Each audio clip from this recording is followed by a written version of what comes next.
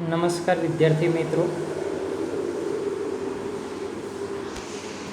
Organic કેમેસ્ટ્રીમાં આપણે unit 3 સંતૃપ્ત carbon પરમાણુ પર કેન્દ્રાનુરાગી વિસ્થાપન પ્રક્રિયાઓનો અભ્યાસ કરી રહ્યા હતા. લાસ્ટમાં આપણે E1CB ક્રિયાવિધિ જોઈ હતી.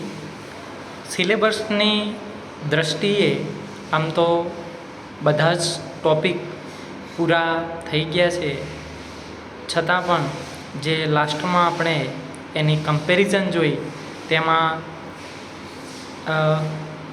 સ્ટીરિયો કે સ્પેસિફિક એન્ડ સ્ટીરિયો સિલેક્ટિવ આવી પ્રક્રિયાઓનો ઉલ્લેખ થયેલો હતો. તો એનો આપણે અહીંયા આગળ થોડો અભ્યાસ કરીએ. આમ તો આ પ્રક્રિયાઓ તમારે સ્ટીરિયો કેમિસ્ટ્રી જે યુનિટ છે એની અંદર વધારે પ્રમાણમાં યુઝ થતી હોય છે, પરંતુ અહીંયા આગળ જે વિલોપન પ્રક્રિયા થાય છે તો એની અંદર પણ આ પ્રકારની પ્રક્રિયા થતી હોય છે. આ ઉપરાંત એડિશન રિએક્શન હોય એની અંદર પણ આ પ્રકારની પ્રક્રિયા થતી હોય છે. તો અહીં આગળ આપણે એ પ્રક્રિયાઓ વિશે થોડીક માહિતી મેળવીએ, જે તમારા માટે થોડો એડવાન્સ ટૉપિક રહેશે. તો પ્રક્રિયાઓ છે stereo selective and stereo specific. એની અંદર પહેલી છે સ્ટીરિયો સિલેક્ટિવ રિએક્શન. મિત્રો, સ્ટીરિયો સિલેક્ટિવ રિએક્શન એટલે શું? સિલેક્ટિવ મીન્સ કે પસંદ કરવું. તો પસંદ એટલે કે કોઈ પણ એક વસ્તુને પસંદ કરવાની છે. ફોર એક્ઝામ્પલ કે તમારી જોડે બે બોલપેન છે, એક બ્લેક છે અને એક બ્લુ છે. તો તમે લખવા માટે બ્લુ બોલપેન દાખલા તરીકે ઉપયોગ કરો છો, એટલે કે પસંદગી કરો છો, તો એ તમારા માટે સિલેક્ટિવ થઈ. તો એ જ રીતે જે પ્રક્રિયાઓ થતી હોય છે, તો પ્રક્રિયાઓ દરમિયાન અલગ અલગ નિપજ મળતી હોય છે, પરંતુ આ જે પ્રક્રિયાઓ છે એ સ્ટીરિયો સિલેક્ટિવ અને સ્ટીરિયો સ્પેસિફિક રીતે અલગ અલગ હોય છે. એટલે કે અમુક પ્રક્રિયાઓ સ્ટીરિયો સિલેક્ટિવ હોય છે, અમુક પ્રક્રિયાઓ સ્ટીરિયો સ્પેસિફિક હોય છે, અને અમુક પ્રક્રિયાઓ જે છે એ સ્ટીરિયો સિલેક્ટિવ અને સ્ટીરિયો સ્પેસિફિક બંને પ્રકારની હોય છે. ઓકે, તો આપણે અહીંયા આગળ જોઈએ. હવે અહીંયા આગળ જે મેં તમને દર્શાવેલું છે એ આમ તો ઇંગ્લિશની અંદર છે, પરંતુ અહીંયા આગળ જે રિએક્શન છે એ તમારે સમજવાની છે, એ અગત્યની છે. તો કે in this reaction reactant may or may not have stereoisomerism, એટલે કે જીઓમેટ્રિકલ આઇસોમેરિઝમ ઓર ઓપ્ટિકલ આઇસોમેરિઝમ. એટલે જે શરૂઆતનો આપણો પદાર્થ જે છે, શરૂઆતનો જે પ્રક્રિયક છે એ સ્ટીરિયો આઇસોમેરિઝમ હોઈ શકે અને ન પણ હોઈ શકે, પરંતુ product of the reaction should have stereo isomerism. પરંતુ જે આપણને નિપજ મળે છે એ નિપજ હંમેશા કઈ હોય? સ્ટીરિયો આઇસોમેરિઝમ. એટલે કે જે રિએક્ટન્ટ છે એ સ્ટીરિયો આઇસોમેરિઝમ હોઈ શકે અને ન પણ હોઈ શકે, જ્યારે પ્રોડક્ટ છે એ હંમેશા આપણને કઈ હશે? સ્ટીરિયો આઇસોમેરિઝમ. એટલે સ્ટીરિયો આઇસોમેરિઝમની અંદર એ જીઓમેટ્રિકલ પણ હોઈ શકે અને ઓપ્ટિકલ આઇસોમેરિઝમ. જીઓમેટ્રિકલ આઇસોમેરિઝમ છે એનો કોન્સેપ્ટ તમે જાણતા હશો. જે સિસ અને ટ્રાન્સ જે છે એ જીઓમેટ્રિકલ આઇસોમેરિઝમ છે, અને જે ડી અને એલ જે છે એ ઓપ્ટિકલ આઇસોમેરિઝમ છે. ફોર એક્ઝામ્પલ કે CH3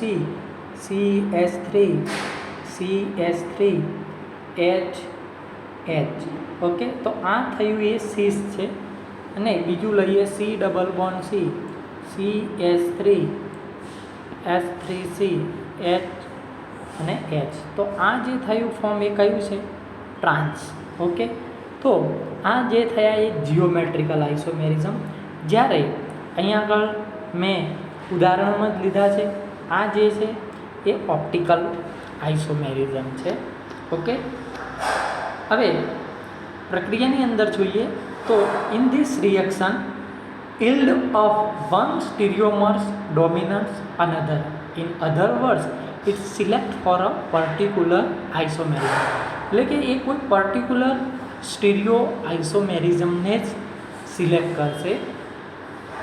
depending upon the degree of preference for a particular stereoisomer, a reaction can be described as being mandatorily stereoselective, highly stereoselective or completely stereoselective. તો અહીંયા આગળ એક પ્રક્રિયા દર્શાવેલી છે. એક્સ, એ અને બી, એક્સમાંથી એ અને બી બને છે. આ જે એક્સ છે એ નોન સ્ટીરિયો સ્પેસિફિક રિએક્ટન્ટ છે, એટલે કે એ કોઈ સ્ટીરિયો આઇસોમર ધરાવતો નથી અને એની અંદરથી આપણને એ અને બી ફોર્મ થાય છે. Suppose in this reaction more of A is form then B, એટલે કે એ વધારે બને છે. તો અહીંયા આગળ ઉદાહરણ લીધેલું છે પાયરુવિક એસિડ. ઓકે, એની NaOHની હાજરીમાં પ્રક્રિયા કરતાં આપણને લેક્ટિક એસિડ મળે છે. આ જે છે એ કયું છે? Lactic acid, 2 hydroxy propanoic acid. Okay, પરંતુ આ જે 2 હાઇડ્રોક્સી પ્રોપેનોઇક એસિડ છે એની અંદરથી આપણને 2 ઓપ્ટિકલ આઇસોમેરિઝમ હોય, એક પ્લસ અને એક માઇનસ. તો તમે અહીંયા આગળ જોશો તો એકનું પ્રમાણ 100% છે અને બીજાનું પ્રમાણ કેટલું છે? 0%. ઓકે, તો સિલેક્ટિવ થઈ પ્રક્રિયા કે એને પસંદ કયો કર્યો છે? પ્લસ લેક્ટિક એસિડ 100% એ મળે છે.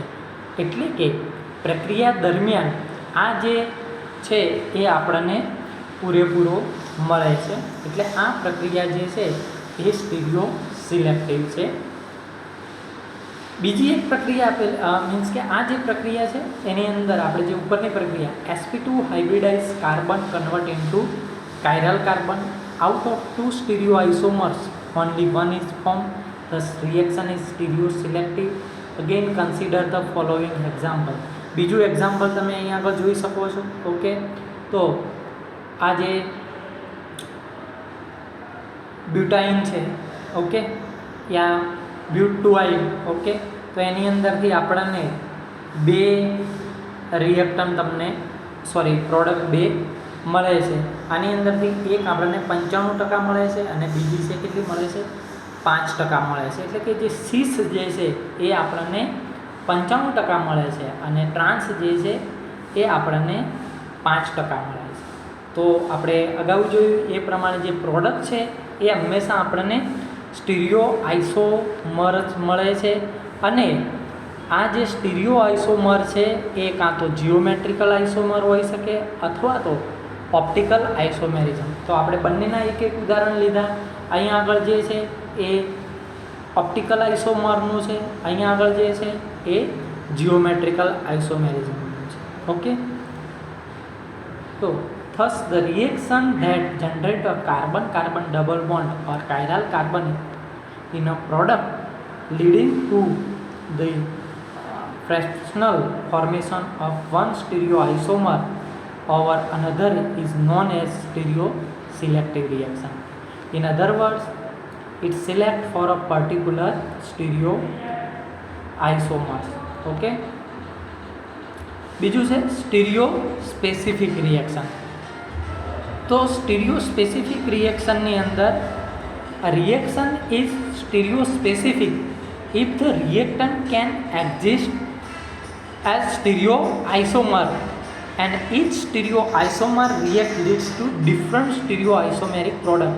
Means if geometrical isomerism is present in the product, then product will be either cis or trans. If product has chiral carbon, then product will be DL mixture or meso form. Okay, તો આ પ્રકારે આપણને નિપજ મળતી હોય કે જો જિયોમેટ્રિકલ આઇસોમેરિઝમ હોય તો આપણને સિસ મળે અથવા તો ટ્રાન્સ મળે અને જો મીન્સ કે ઓપ્ટિકલ આઇસોમર્સ હોય તો એ આપણને કાં તો DL મિક્સર મળશે અથવા તો મેસો ફોર્મ મળશે. Okay, in addition reaction, if reactant has geometrical isomerism, then product will have optical isomerism.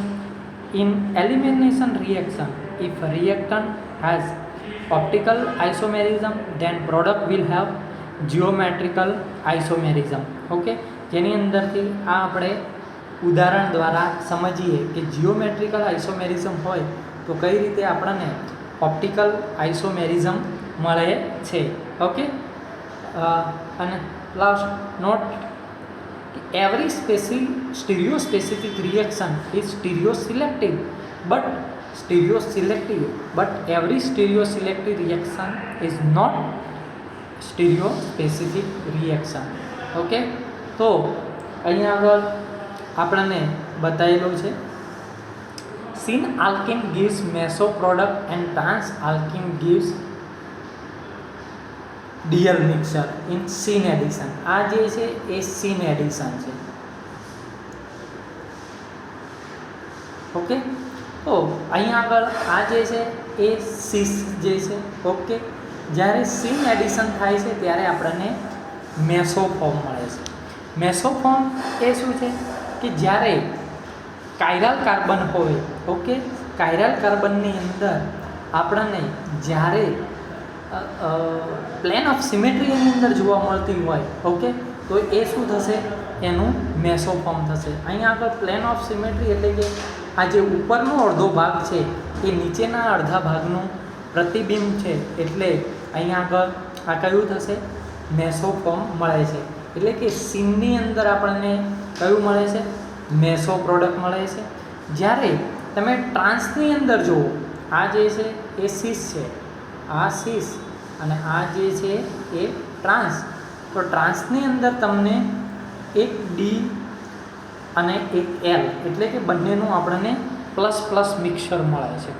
અહીંયા આગળ એવું નથી કે 80થી 90% યા 100% ડી મળે અને 0% એલ મળે. ઓકે, અહીંયા આગળ સ્ટીરિયો સ્પેસિફિકની અંદર કાં તો મેસોફોર્મ મળે છે અથવા તો ડીએલ મિક્સર મળે છે. ઓકે, હવે નીચેની તમે પ્રક્રિયા જુઓ બીજી. ઓકે, તો ટાર્ટ્રિક એસિડ આપેલું છે, એ ટાર્ટ્રિક એસિડ એક મેસોફોર્મ મળે છે અને બીજું આપણને કયું મળે છે, ડીએલ મિક્સર મળે છે. તો the above reaction are stereo specific reaction as well as stereo selective reaction. એટલે કે આ જે ઉપરની પ્રક્રિયા છે એ સ્ટીરિયો સ્પેસિફિક રિએક્શન તો છે જ, આ ઉપરાંત સ્ટીરિયો સિલેક્ટિવ રિએક્શન પણ છે. ઓકે, બીજું જોઈએ એન્ટી એડિશન. આ જે છે આગળ જોયું એ સીન એડિશન, આ જે છે એ એન્ટી એડિશન. ઓકે, તો એન્ટી એડિશનની અંદર પણ આપણે બે ઉદાહરણ લીધા, એક સીસ છે અને એક ટ્રાન્સ છે. ઓકે, તો સીસ અને ટ્રાન્સની અંદર તમે જો અહીંયા આગળ સીસની અંદર આપણને ડીએલ મિક્સર મળે છે, જ્યારે સીન એડિશન હતું તો ત્યાં આગળ સીસની અંદર આપણને મેસોફોર્મ મળતું હતું. જ્યારે અહીંયા આગળ જે ટ્રાન્સફોર્મ છે, ઓકે, તો ટ્રાન્સફોર્મની અંદર અહીંયા આગળ આપણને શું મળે છે, મેસોફોર્મ મળે છે. જ્યારે જે અગાઉ જે આપણે જોયું સીન એડિશન, તો એની અંદર ટ્રાન્સફોર્મની અંદર આપણને કયું મળે છે, ડીએલ મિક્સર મળતું હતું. ઓકે, તો અહીંયા આગળ એન્ટી એડિશનની અંદર પેલા કરતાં રિવર્સ પ્રોસેસ છે અને આ બંને પ્રક્રિયાઓ છે એ સ્ટીરિયો સિલેક્ટિવ પણ છે અને સ્ટીરિયો સ્પેસિફિક રિએક્શન પણ છે. તો આ રીતે આપણે જે સીન એડિશન પ્રક્રિયાઓ અને આ જે છે એ એન્ટી એડિશન પ્રક્રિયાઓ, એના ઉપરથી તમે શોર્ટમાં યાદ રાખી શકો કે જે સીસ છે, સીસ જે પ્રક્રિયા છે, તો એની જ્યારે સીન એડિશન થાય છે, ઓકે, સીન એડિશન થવાથી આપણને મેસોફોર્મ મળે છે. ઓકે, જ્યારે જે ટ્રાન્સ જે છે એનું સીન એડિશન થવાથી આપણને રેસેમિક મિક્સર મળે છે. ઓકે, તો આ રીતે આપણે અલગ પાડી શકીએ. એ જ રીતે અહીંયા આગળ સીસ જે છે, તો સીસ જે છે એની અંદરથી સિસની અંદરથી જ્યારે એન્ટી એડિશન કરવામાં આવે છે ત્યારે આપણને રેસેમિક મિક્સર મળે છે. જ્યારે જે ટ્રાન્સ જે છે ટ્રાન્સની અંદર જ્યારે એન્ટી એડિશન થાય છે ત્યારે આપણને મેસોફોર્મ મળે છે. ઓકે, તો આ રીતે આપણને બંને પ્રક્રિયાઓ stereo selective and stereo specific reaction આપણે જોઈ શકીએ. એટલે કે સ્ટીરિયો સિલેક્ટિવની અંદર એ કોઈ પણ એક જ પ્રોડક્ટ જે છે એ આપણને વધારે પ્રમાણમાં મળતી હોય છે, જ્યારે સ્ટીરિયો સ્પેસિફિકની અંદર આપણને જિયોમેટ્રિકલ આઇસોમેરિઝમ હોય તો સિસ ટ્રાન્સ મળે છે, અને જો આપણને ઓપ્ટિકલ આઇસોમેરિઝમ હોય તો ત્યાં આગળ મેસોફોર્મ અથવા તો ડીએલ મિક્સર આપણને મળતું હોય છે. ઓકે, તો આ રીતે આપણે stereo selective and stereo specific reaction ઉદાહરણ સાથે સમજી શકીએ.